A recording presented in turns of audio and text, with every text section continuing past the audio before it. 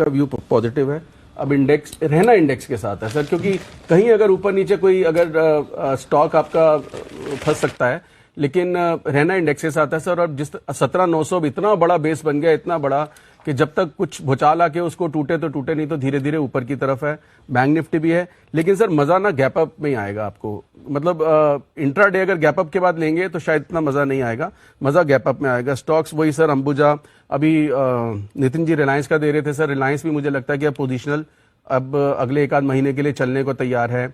बाकी स्टॉक्स भी परफॉर्म कर रहे हैं सर। मैंने कॉल दी हुई है वेदांता की, वेदांता के साथ बिल्कुल बने रहें, डीएलएफ के साथ बिल्कुल बने रहें। डेल्टा का फिर कवर कर रहा हूं, सिर्फ टेम्परेरीली ओवरबॉट है और शायद कंसोलिडेशन और लंबी हो सकती है एक्सपायरी तक, बिल्कुल बने रहें। भारती और पीएसयू बैंक्स में यस अनिल जी, जो आप कह रहे थे कि बिल्कुल ठीक है कि कहीं ना कहीं। और आज एक और चीज बोलूंगा अनिल जी, इतनी तेज मार्केट में सचिन जी ने सुबह कैन बैंक की सेल कॉल दी थी, और जब आप पीएसयू बैंक की बात कर रहे थे तो अनिल जी ये करेजियस कॉल्स होती है, मजा आता है इसके अंदर। बिल्कुल तो ये अनिल जी बहुत बढ़िया मार्केट में कोई मुझे टेंशन नहीं लग रही है। मतलब डिप आ जाए तो लेना ही लेना है, ठीक कोई प्रॉब्लम नहीं, गिरावट में खरीदारी करनी है, सिंपल। और सर अगले हफ्ते के लिए एक स्प्रेड है, अगर आप बिल्कुल बजा दे तो मैं निफ्टी का बताएं सर। अनिल जी 18,350 निफ्टी चल रहा है, तो एट द मनी या इन द मनी 18,300 की एक कॉल लेनी है और 18,500 की दो बेचनी है।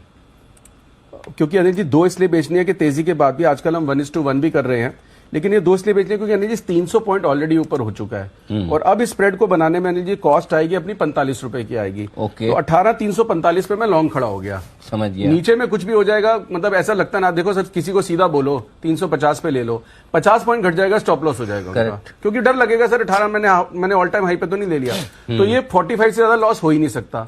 ऊपर से सेफ है सर 18,700 तक इस थर्सडे को। तो मुझे यहां से भी 150-200 पॉइंट की मूव लगती है कि 18,500 आ जाएगा। 18,500 आ गया तो पीक प्रॉफिट होगा इसमें स्पॉट निफ्टी पे। तो मुझे लगता है स्प्रेड बहुत ही अच्छा स्प्रेड बन रहा है, कुछ ना कुछ परफॉर्म करेगा। और 45 रुपीज की कॉस्ट तो सर वो 350 ऑलरेडी 5 रुपए ऊपर तो निफ्टी स्पॉट में ही चल रहा है, फ्यूचर तो बहुत ऊपर चल रहा है।